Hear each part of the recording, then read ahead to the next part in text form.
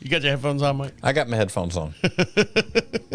You got your headphones on? Yeah, but mine look crooked. Don't they look? The headphones are straight. Your head's crooked. My head's crooked. What's wrong with my headphones? Oh, I've got the... I think my head is crooked. I think it is crooked. Oh, no. I hate when that happens. I'll just have to talk like this through the whole show. What's wrong with your neck? My headphones are crooked. Yeah, there you go. All right. You know what we're doing? What are we doing? We're doing this this podcast. Yeah. Yeah, that thing. And we're ready. Here we go. We are. Now for something special. The unit is self-contained with its own saddler, farrier, wheelwright and so on. It's a rigorous training dished out who know all there is to know about horses, and it brings results. We take you behind the scenes now to show just some of the interesting aspects of this training.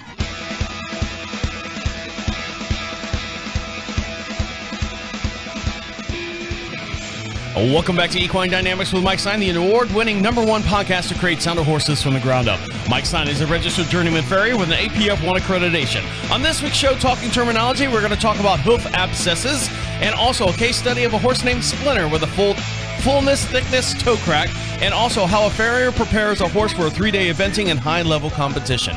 All this and much, much more will be discussed here on Equine Dynamics with Mike Stine, and over my far right side is Mike Stine. How are you? I'm doing good, Travis. How are you doing today? I'm doing okay now. My wife just got back from her horse riding lesson. Right. And, as you know, we have Diego that's off their property here. Mm-hmm. For the last week, Mike, she has been coming home all poopy pants. My wife. Literally or? No. I mean, not literally, but she came home and I always say, how'd your ride go? How'd your ride go? Because when I hear I had a good ride, I'm thinking maybe not as many dollar signs are floating out of my head. When she goes, oh, I had a bad ride. And all of a sudden I hear that cash register, cha-ching, cha-ching, cha-ching. There's something wrong with the horse. There's something wrong with the horse. You're just not hearing it when she has good rides, but it's still going out. I know. In her mind, she's like, we can go here, we can go there, we can do this competition and that competition. But what she was telling me beginning or just after the show last week or something like that, maybe on a Tuesday, she said that he's favoring his back hock or something like that. He's not walking right. That's all I know. Okay, so I need to take a look at him next time. Well, sure. hold on. I'm going to break down the story for you. Okay. So she thinks that he got a rock up in there, and we're going to talk about we're talking about hoof abscess this week. So she's like, I can't see anything in there. I think there's an abscess in there because he'll walk 1 2 3 1 2 3 or 1 2 3 4 1 2 3 4, and then that 1 2 3 4 1 2 3 4. He's just not doing right. So then she goes out a couple days later, and she does the round trot with him and everything in the round pen, and she's seeing the same thing, but she's feeling his hoofs, and they're not hot. There's a little bit of heat right there at the Tetris line. What is that line? The Tetris line. What's the line where the hoof meets the Tetris? The coronary band. Coronary band. I knew it was something like that. And she's like, there's a little bit of heat there, but it's nothing really to be concerned about. So then she goes back another day with Brett, her trainer, and nobody's called me about it yet. Nobody's called you about it. I know. They're trying to figure it out. They're trying to troubleshoot it themselves. She says it's not that. I think it's a stifle because the way his movement is, he'll move fine, trotting left with that left front lead. When he goes to the right, it's 1 2 3 4 1 2 3 4 1 2 3 4. That type stuff. So on the right hand side, he's got a stifle, and she's like, I think he's getting older. I say older. He's not that old. He's getting into a growth spurt, and she was down there just a minute ago, and I said, so how'd it go today? She's like, yeah. I said, how old is he? She said he's coming up on 6 years old. So he's going through another growth spurt. Now, you've said when we first got the horse, many times that he's lowing that back end, and they've been. He's not as low as he was. No, but that's the thing. They've been working that back end so much that he's got quote unquote growing pains because now he's 6 years old. And the last time we had it was at the beginning of this podcast 2 years ago, and he was 4 years old. He was going through a growth spurt then. Mm-hmm. So she thinks he was perfect today. He worked out of it, and he's going to be able to go on that clinic with Richard Malgrim this weekend. And so it's a stifle growth. Now explain to me where's the pain at when a horse has a stifle pain? It's like a knee pain. Is it? Yeah, exactly like a knee pain. Horse functions like the human knee, anatomy-wise, the same place. And it can be some soft tissue, and it can be a lot of things. Could be a twist, could be some muscling around it. And one of the things she also said was, could be a little bit of a groin pull. well, she was rubbing ointment all over the horse's feet, and that was a Band-Aid on the wrong place. So she always goes through and does the pressure points and the touching, to make sure there's no tenderness. And when she got to that point, she really didn't notice any tenderness. Would you see tenderness if you're feeling your horse for the stifle to see if it's got pain in that stifling joint? Yeah, and one place that I will check is you reach around on the inside of the stifle, because a lot of times that doesn't get checked, and sometimes that'll be your source of pain. There's a, tendon that comes through there. Sometimes will get inflamed, and that would be something you would, just palpate the area and all that. But it's up in there fairly deep.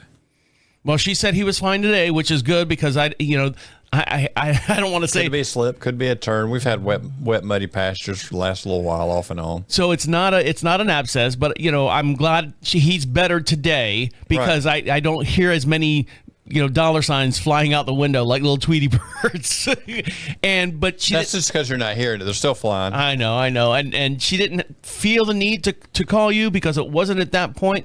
I think after this week, if there was something like she was worried about an abscess, which we're going to talk about here later on in the show, she would have definitely called you. Well, there's definitely been a few more abscesses in the last little while for whatever reason. And she said if it was an abscess, because she looked at the hoof and picked the hoof and did everything with the hoof, she said if it was going to come out, it was going to come out towards the top of the coronary band, my Tetris line. Come out the Tetris line, yes. All right, guys, we got a big show to get to and a lot to talk about. We're also going to talk terminology about a hoof abscess, what it means and what to look for. So stick around. You're listening to Equine Dynamics with Mike Stine. He'll be right back. Greetings. This is Julia Fisher, Secretary of the South Carolina Horse Council, reaching out to urge you to join your South Carolina State Horse Council. The South Carolina Horse Council is the only statewide, all-volunteer, 501c3 organization that works for the benefit of the equine industry in South Carolina. Our mission is to connect, communicate, and educate. The South Carolina Horse Council represents all breeds, riding styles, and activity preferences. The council works to serve the horse community in a myriad of ways. For example, we help to educate our members, our elected officials, and the general public about the benefits of equestrian activities. South Carolina Horse Council holds clinics throughout the state on topics such as horsemanship, pasture management, equine nutrition, lameness, trailer safety, and barn management. Are you a member yet? Visit schorsecouncil.com. You're right, I don't. As long as you got it under control, I don't need to care. I leave it up to you, Trav. You don't have to explain anything to me. Don't explain anything to me. I don't need to know. As long as you know it, I don't need to know it, right? Right. I only need it on a need-to-know basis. That's right, and I don't need to know. All right. You ready? Yep. Welcome back to Equine let me start the We got to start the recorder. Welcome back to Equine Dynamics with Mike Stine. If you have any questions for Mike Stine, the way you get those in is go to equinedynamics.com.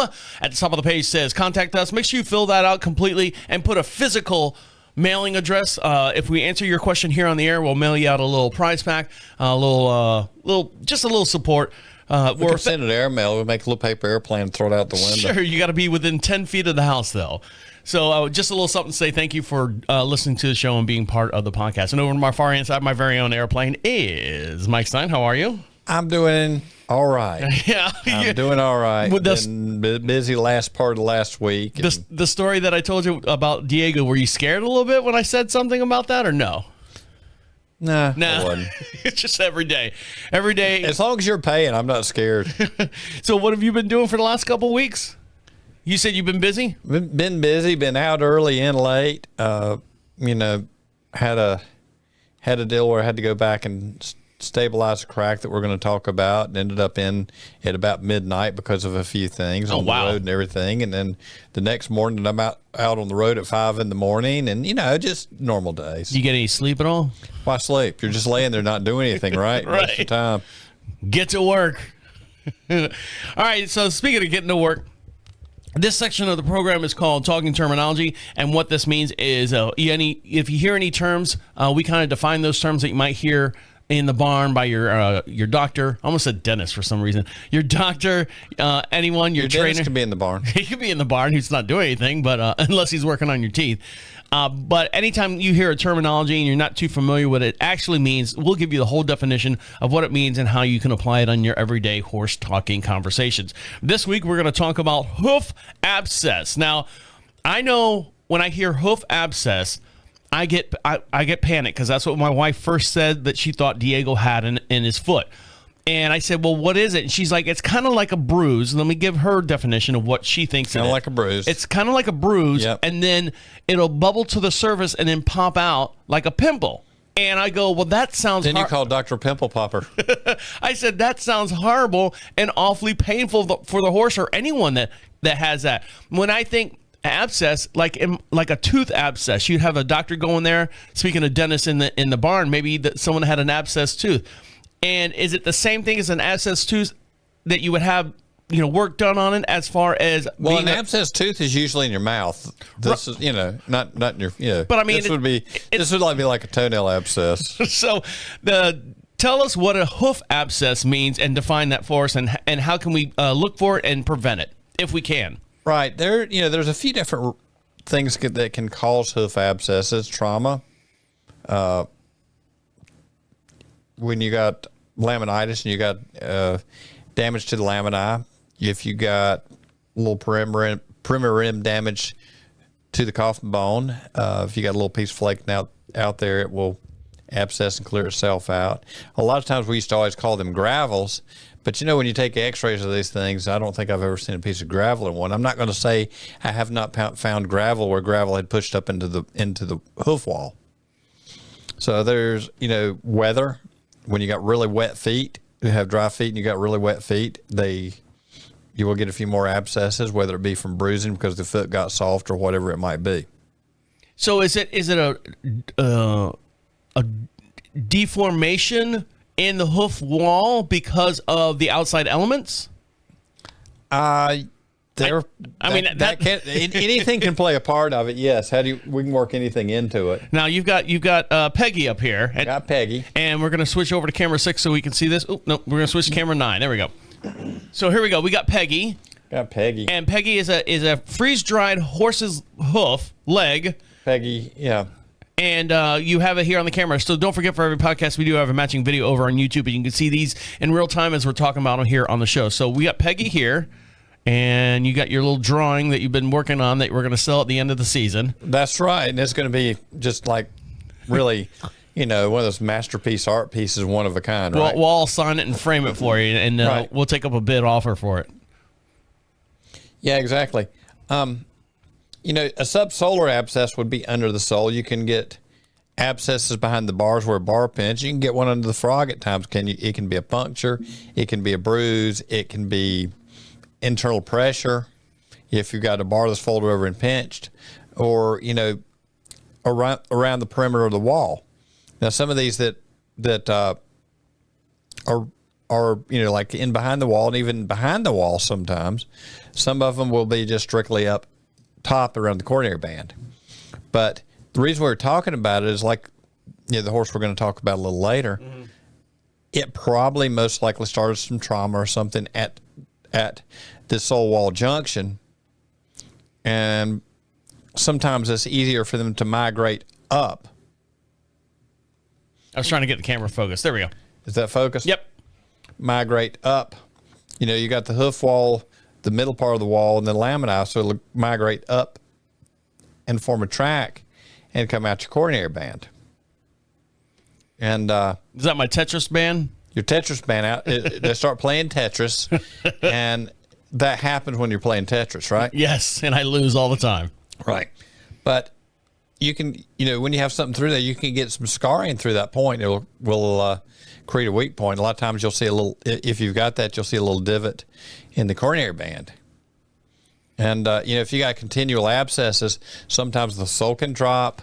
Sometimes, you get in a situation. I've had a situation where the horses had 4 or 5 repeated abscesses up the same track. And, you'll end up with enough scarring in there. You got a weak point in there, and it will be an area that can crack. a little easier. So the definition that I have here written on my paper, my handy dandy trusty cheat sheet here, Cheat says a small pocket of infection that can be incredibly painful due to the pressure created when it is trapped within the hoof capsule. Usually presents a non-weight bearing or severe lameness. Migrating abscess may begin at the sole wall junction or deep within the hoof and travel up onward to the coronary band or the Tetris band.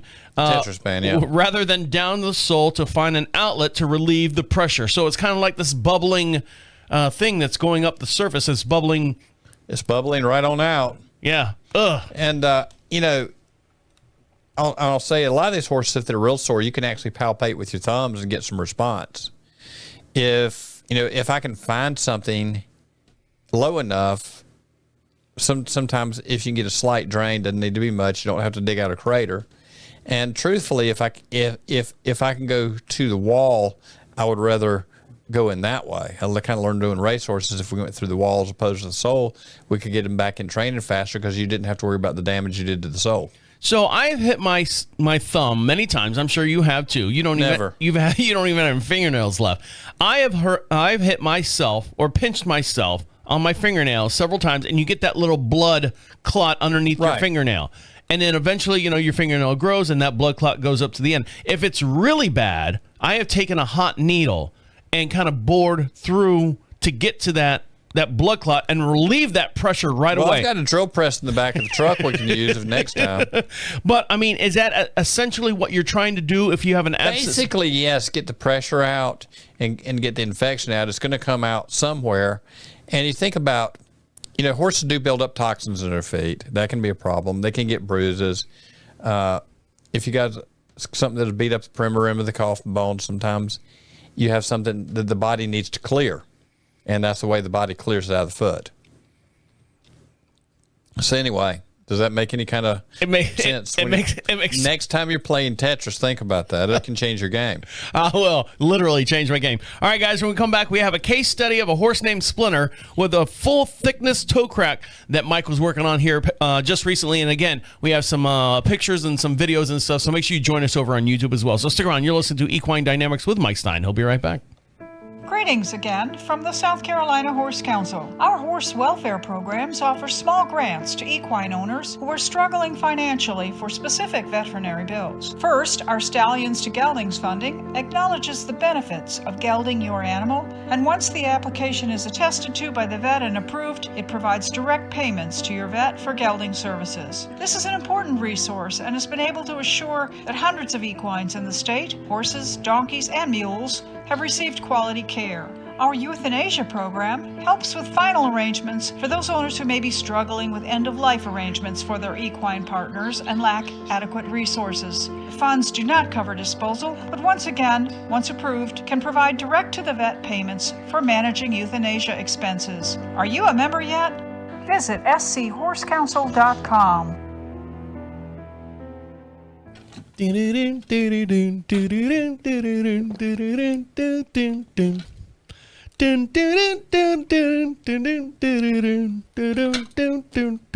what that is? That's the theme song for Tetris. Oh, okay. See, you're more up on Tetris than I am. I just recently watched a documentary on how Tetris came to be. You know, it came from Russia. And it was the first game to come out of after the Cold War. They had so much. Nintendo was trying to buy the rights to the game. This just data guy in Soviet Union created this game, this simple little game, and America was trying to buy it, and they had to go through like Russian government, and they were charging like thousands upon thousands because they knew that the Russian government was going to collapse here shortly.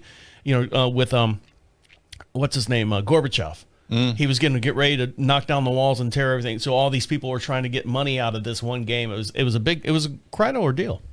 You don't care. Not really. You don't care. If it makes you feel better, I'll act like I care. Wow, that's incredible. Smile and go, yes. Yeah. Whoa, wow. Who knew? I'll think about that next time I play Tetris. Now you got some dinner talk at the table. That's right. And honey, did you know? I play Tetris and Rubik's Cube on a daily basis. Yeah, I know, with horses' feet. Mm-hmm. All All right, welcome back to Equine Dynamics with Mike Stine. Make sure you follow him over on Facebook. The way you do that is search Equine Dynamics Mike Stine over on Facebook.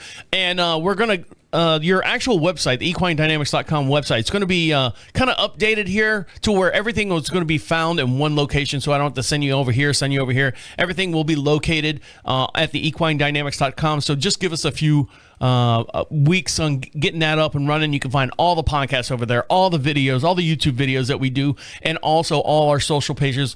You can find that over at Equine Dynamics. But for now, go over to Facebook and search Equine Dynamics Mike Stine. And over to my far hand side, my very own Facebook feed is Mike Stine. How are you? I am doing good, Travis. How are you? Doing all right. Now, we are going to talk about a little horse by the name of Splinter. And Splinter is a case... Splinter is a case study that you just had here recently. Wasn't that one of the Mutant Ninja Turtle dudes? That was the Master Splinter, yeah. Yeah. That was the rat guy.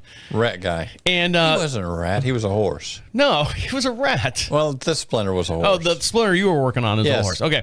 And Splinter had an actual full thickness toe crack. Now, when I hear full thickness toe crack, that sounds like an oxymoron to me. It's like it's either a full thickness or it's a toe crack. So tell me what you're just talking to a moron. Exactly. Which, I'm not going to argue that one because I'll prove you right, by golly. So what do we mean when we talk about a full thickness toe crack, and what did you have to deal with this horse named Splinter? So I'm going to switch over to camera. Let's see what camera I'm going to. I'm going to camera 6 here so we can see Splinter's foot. Well, I didn't get a lot of pictures because Splinter was a little frustrated. And you know what? I didn't want to mash phone or anything. Right. Okay. At this point, it just done a little bit of cleanup, and this is not the shoe what I put on him, and it was late, and we were trying to beat the clock, and Splinter was tired of us, and all that. All in all, he's a good fella. So let me describe this real quick. So this comes right out of, it looks like it starts at the coronary band and comes straight down the middle of the horse's hoof. Now, is this the front hoof or back hoof? That is the back hoof. And this comes straight down, and it's probably less than 3/4 of an inch from the actual ending or the toe of the hoof.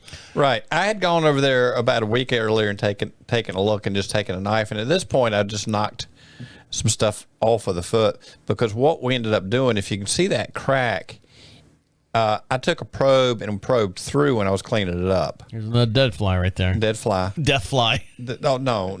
Splinter does not have death flies. No.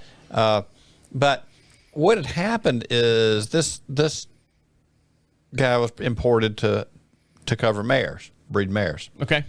And this was somebody else has been the farrier on this horse. And I was just called in basically because this deal was opening up.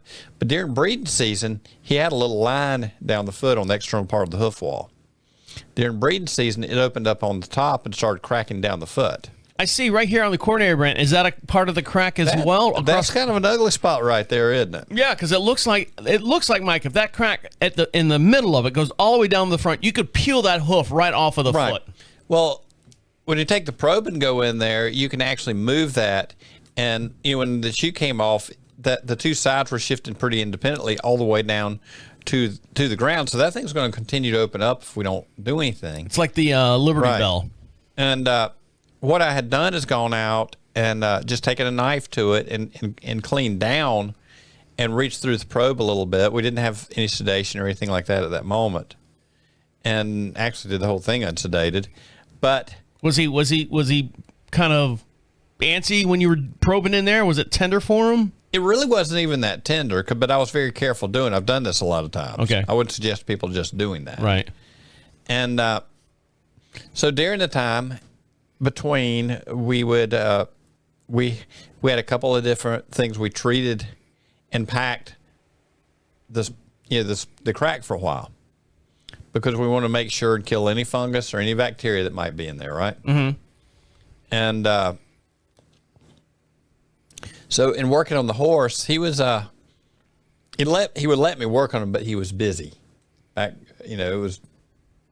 He was antsy. He was a little antsy. He had somewhere to go, whether it was feeding time or someone back installed sleep. Yeah, but he was being a little antsy, and so I had pulled out the phone and stuck it in my shoeing box. But I said, you know what? I'm going to stick it back in the back of the truck before it gets smashed. And, you know, he wasn't kicking or anything like that, but he was kind of back and forth and all this when the foot went down. So did you repair this? Did you attempt to fix this? Did you add a different shoe on the bottom of it to keep the two pieces together? What I did was I put a different shoe on the bottom. Ended up doing him all the way around. He had a front diagonal foot that was just about half one side of the foot was missing. And he was overdue on his shoeing for whatever reason. And the other farrier saw this crack and said, I'm out of here. Right. But I did use a pre-clip shoe, but one thing that I did do, a couple things. I got in behind the clip and pulled a bubble out behind it and pushed the clips out so that the clips that are on him are more than twice the height of what is on there. Mm-hmm. And so that helps stabilize from the bottom. The other thing is putting a slight rock in the toe, because he was coming up on the toe, and that's when the thing, you know, when he was breeding, he was up on the toe of the shoe. And when the foot was off, that whole toe apparatus would move. And so we're stabilizing it with the shoe, and we're bringing the clips up a little higher to give it a little more stability so this thing doesn't go ahead and open all the way up.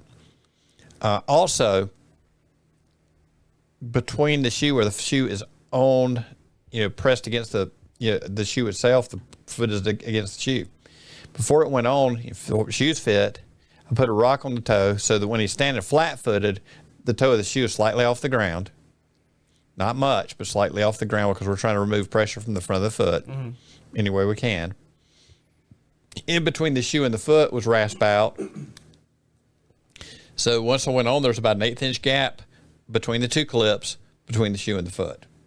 So that when he comes up onto that, it's not pushing it apart, because when the shoe was off there and he put pressure on it, it was pushing the crack open. And then the two sides, you could actually see it from the bottom, and I could move it with my hands, like on the bottom edge. So this crack starts at the top. It started at the top, but it's working its way down. If we didn't stop the movement, it's coming all the way down the foot. So, you know, normally when I see a crack or something like that, it starts at the bottom and works its way up about halfway up the foot, and you're like, going, well, let's stabilize this, because eventually the foot will grow, and it's going to grow out, and it'll grow out. How do you fix it when it starts at the coronary band, the Tetris band? Well, it's you have to play your game of Tetris first, right? And then it's going to grow down, because it had grown down before and it was solid until they started breeding. But there was a line up the toe, right? Right, but you've got this crack right here on the coronary band that right, juts off to like a 90-degree angle, juts off and starts working its way around the back of the hoof. And that's going to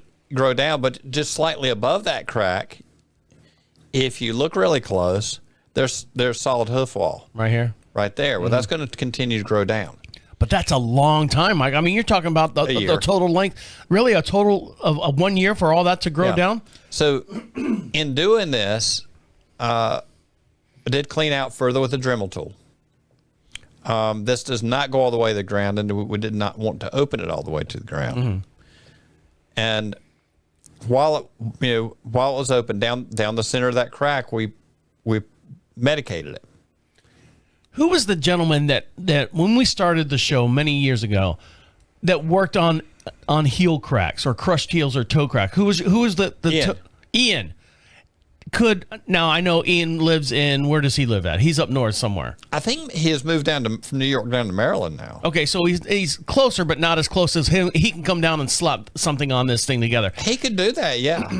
Okay, so we didn't call Ian. We didn't call Ian because we're at this point we can do it, or you can do it, and get him happy and walking and continue to work on this. This is not an Ian emergency. No. I did not wire it, lace it, or anything like that. That's another question. Because I would want to stick, just because of my mechanical background, which is very, very small. If I see a crack like that, I'm going to stick a bolt on this side, and I'm going to stick a bolt on this side and put a metal strapping, some pipe strapping in between there, and wrench that thing solid until it grows all the way down. Pull out your welder and weld it up once you get. Beat a caulk in there and do all that stuff. Right. So what we did do is down the center of it leave a track of a medicated paste that will will pretty well stay there, and so that the acrylic is not all the way against any sensitive material. There's space in there, and when I prepared to build it, after that was cleaned out, I just for spacing took a pinch of Play-Doh and put it up there under the coronary band and taped it to keep that area clear, because we want that open to where we got the medicated crack. So now you've got a little tiny slot where you can actually inject something down there, right? Squeeze down there and get some lube in there. Get some lube in there, yeah. I mean, you want to keep it disinfected enough. Yeah. And what we put in the crack will pretty well keep it disinfected. So as it grows down, we can do that, and we'll clean the foot off, and use our trusty acrylics. The acrylics have gotten where if you get everything together and get it, get the humidity, the moisture level in the foot low enough, need to get down below 10%. They stick really well, and I ran about three layers of fiber across it, mixed in with the acrylic for strength. So you did put something across it to give it some kind of auto body shop. Yeah, some stabilization there. There are several different materials we use. Now, on one like this, another thing that you can use is during breeding season, if this becomes a problem, we can take a plate and forge it to the foot. And is that where my bolts and screws come in? We can do some little 1/2-inch number 8 pan heads through it on either side and acrylic it to the foot and make it very rigid. With the aluminum, you can actually acrylic it to the foot, and we do that sometimes. And sometimes we put screws in there to really anchor it to the foot. I did not want to pull this together. Sometimes just stabilize where they are is probably the best thing. But sometimes with lacing one, you can draw them together, and there are certain situations where you got one that's really pinching at the coronary band. See, this at this point, the hair's over it, but there's a little bit of growth from the coronary band down underneath that hair. So it's still got so that it's not quite against the Tetris line. So here's a silly question: if you were to thread this together, lace it together, would it ever grow into itself again, or once it's cracked? Once it's cracked, it's cracked. Once it's cracked, it's cracked. Okay. So what we're going to do is take some of the stress off, stabilize it. Part of the reason I went with the fiber, and I like to go with that, is when we come back and we redo that foot, I can, with the rasp, with cutting tools, whatever, I can go down there and I can split that fiber off of there and completely expose the inner part of that crack, and we can clean it up and remedicate it if need to, and just continue to do that and bring it on down to the ground and grow it out, keep the stress off of it, and we should be able to get back where we were. Now the question was, during breeding season, when he gets up on that toe again, that's where you start putting pressure on the toe and cracking it, and then we look at, if we're running a shoe, how do we take some of the mechanical pressure off. And that's why I chose to, float across the toe, between the toe and the foot. And when he's standing flat-footed with the shoe slightly rockered, well, he's standing on the back 2/3 of the foot, if not a little bit more than that. And that part of the foot is it's off the shoe's off the ground. So we've got a double release of pressure there. Is this a common thing to happen when you have a breeding horse, a horse that's a breeder? Well, where the toes will crack because of them, Not really. No. Okay.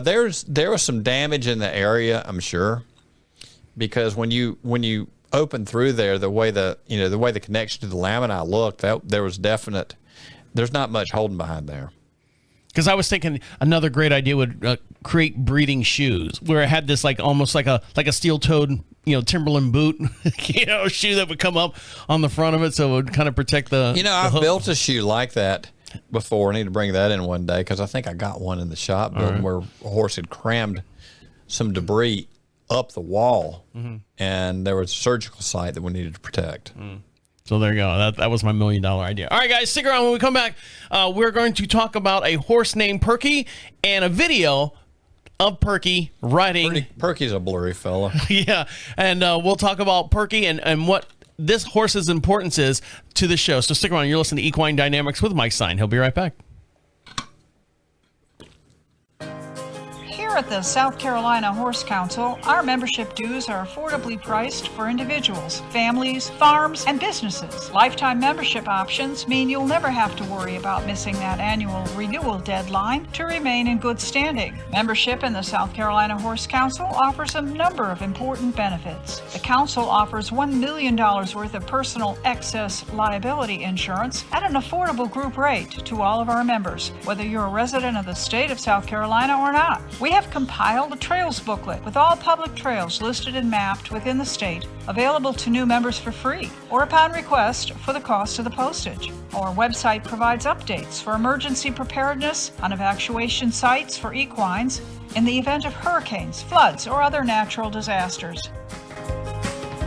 Visit schorsecouncil.com. Welcome back to Equine Dynamics with Mike Stine. If you're not on YouTube, you should be over there right now. Make sure you like and subscribe over on YouTube. Search Equine Dynamics Mike Stine. And for every podcast we do, we have a matching video as well. We also have little bite-sized pieces, little 1-minute segment breakdowns of each of the podcasts. So if you can't sit there and watch the whole entire podcast, you can see the little snippets and stuff over there on YouTube as well. Give them a subscribe over there. And make sure you like and subscribe to us over on Facebook as well. That's Equine Dynamics with Mike Stine. And over on my far hand side, my very own like and favorite is Mike Stine. How are you? I'm doing good, Travis. How are you doing? All right. You all right? You look like you're zoning out over there. I'm zoned out all the time. You need to get more sleep, Mike. I know you said you went to bed at 12 o'clock at night and then turned around and was up at 5. Were you up at 5 or were you working at 5? Were you under a horse at 5 o'clock? No. I ended up the night we ran really late with the crack. Mm-hmm. Got home about close to midnight. I was on the road the next day early to be in Southern Pines. Mm-hmm. And then the following morning, I was up at 5 and out the door to be at Tryon for the cross country. Now, this is a video from your little escapades out there. Is that what we're going to look at here? All right, so hold on. Let me switch over to camera. Let me make sure I got the video up and running here. So here's the video. Tell us who we're looking at here. Outside of this being a horse named Perky. This is Perky. Perky is Perky. That's all there is to it. And You remember Christy that we had on the show, right? Hold on, I got a picture of Perky here, don't I? I do. You do have a Christy. That's not Perky. No, there's Perky right there. Perky. Okay. This is Perky. Tell us why we're looking at Perky here in this photo. Perky is standing there napping because they're bothering him. He could be sleeping. In fact, he is kind of sleeping. He looks like he's sleeping. But Perky is getting ready to go out and do his thing. And what is this? Like, you guys are disturbing me. But they're putting studs in and all this sort of deal and checking them out and getting ready to get tacked up, and he's just hanging out. And putting their boots on or what all. Now is this a trial run or is this an actual run? This is the real deal. This was up at the Fork trials, and Perky is working his way up the ranks. He's going to heading to catch up with his buddy Archie. And who owns these horses? Remember Christy Forsman? Yes, she was on the show. This is Christy. That's Christy's. Got Christy behind bars. I see her in the picture there. And her husband is faithfully working on making sure everything is good with studs. And so the video we're going to watch here is the Fork event at this past weekend at the Tryon International Equestrian Center. So here we go. Now, Mike doesn't know how to adjust the camera on his his phone. I am the techie person in this operation. So I apologize for the video because it's a little blurry. Mike recorded on thumbnail size when it should be cinematic size. Have you seen what my thumbnail looks like? It's about that size. So here we go. Is there there's volume on this? There is. Okay, so I'm going to turn this on. I know it's probably wind blowing and stuff. So here he goes. Here's Perky. Perky's cruising along, but when you're working on these horses, and it's like I explained to Ferris before, I said, he's covered some ground. He was covered a mile or two. You know what I mean? Mm-hmm. And when you're working on these horses, you got to think about impact is a big thing. So when you're nailing, and the way you clench, that was the end run, I guess. That's not quite. It's about to hit the water and go on to the finish line. But just down to the way you clench a nail on these horses opposed to your horse. Okay. Can make a difference on him coming up sore on cross country. And so you got to be pretty picky about it. And I don't let helpers clench nails on these guys. And it's just down to that. And, when they were doing the stud holes, she said mine always work real easy. Her husband said they work really good the way I do them. But I tap in from the back side. That way, if you spin the tap when you're starting, it's on the back side of the shoe, not on the ground surface. So not only are you putting these special shoes on the horses, you're also nailing in a different direction and a different angle to allow these horses to feel comfortable and to feel. Yeah, you want to keep your nails pretty shallow because they're hitting the ground for a long time, and if they're on hard ground, if you've got something that's a little on the deep side, could they respond to it? Yes. Could I make them respond to? And he's just cruising along, just a happy day in the out for a cruise, Yeah. So how did Perky do in this run that you were up there at 5 o'clock in the morning? I think he ran about third in his class. And so what's the next step for Perky? Well, he will be moving up the levels in time, and I know that they're going to Maryland and all that sort of deal. But is this Kristen? That's Christy's riding. Christy's riding. Okay. Yeah. But, you really got to pay attention to support and breakover. As far as hanging out shoes too big, well, you can see with a horse be bopping along like that where they can put the shoes. And so you got to think a little different with an event horse than you do a dressage horse.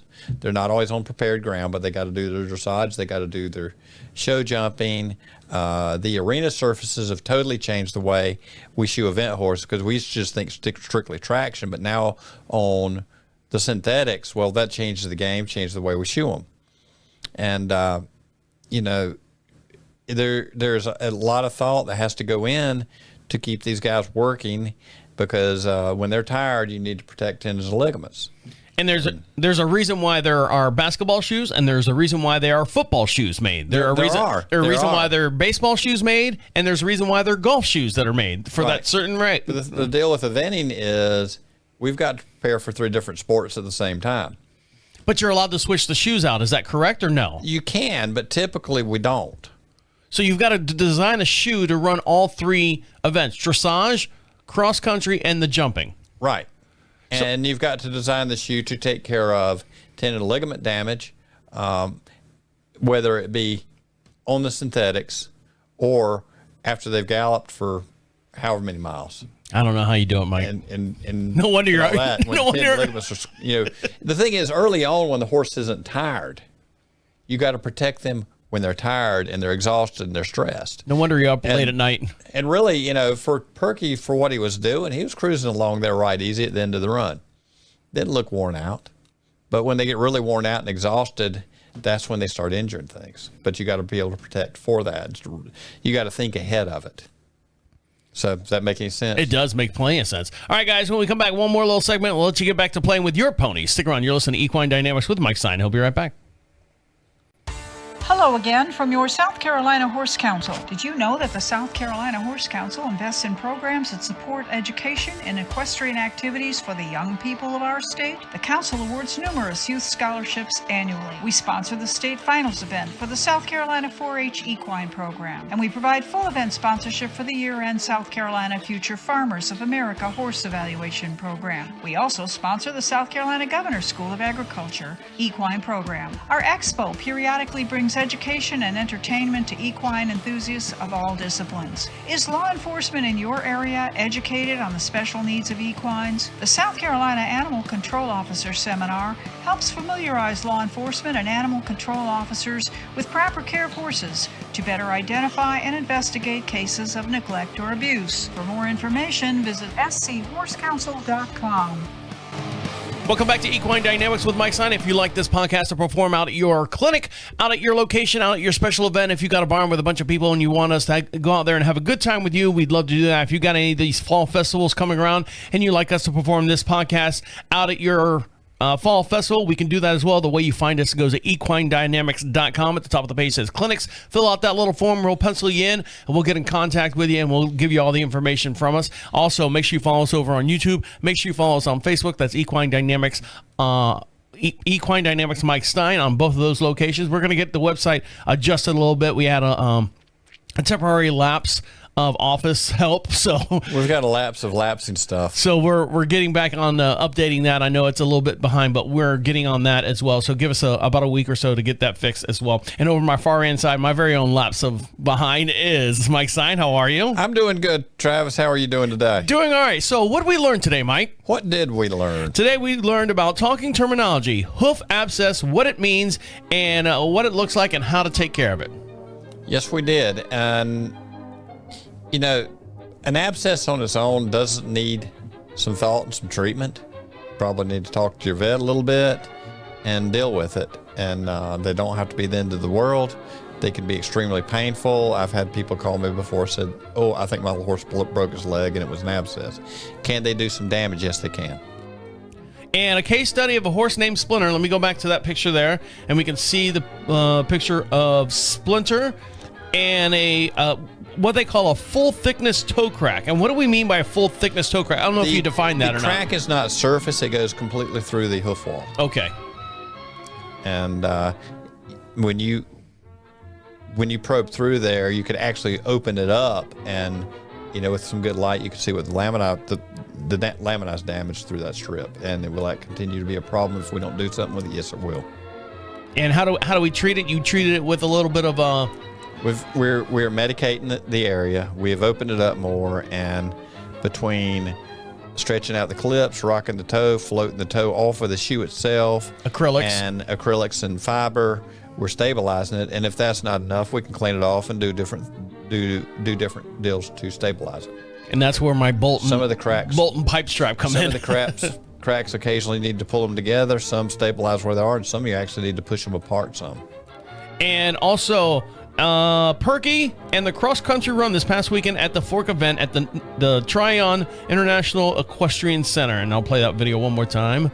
And how do we shoe horses for a heavy event like this? Well, yeah, I mean, there's a lot of thought that needs to go in, and you need to pay attention to. It's not just the dressage arena. It's not just this, and it's not just jumping, but you've got to think a little different with these guys. And down to the way you prep a foot, clinch a nail, how you drive nails, you've really got to be careful on anything that may make these guys come up a little tender for any reason. And you've got to have support where need be and leverage reduced where need be to protect those tendons and ligaments. All right, guys, make sure you contact Mike Stine at any time. If you have any questions, if you have any concerns, if you just want to say, hey, love the show, hate the show, whatever you want to do. I know you don't hate the show. I don't know even why you said that. So go to What's wrong with you? Go to equinedynamics.com and make sure you put a physical return address on there. We'll send you out some free swags just to say thank you for listening to the podcast, and ask us a question. We'll read it on the air. On behalf of Mike Stine over there, have a good day. Enjoy your ponies. My name is Travis, saying see you next week.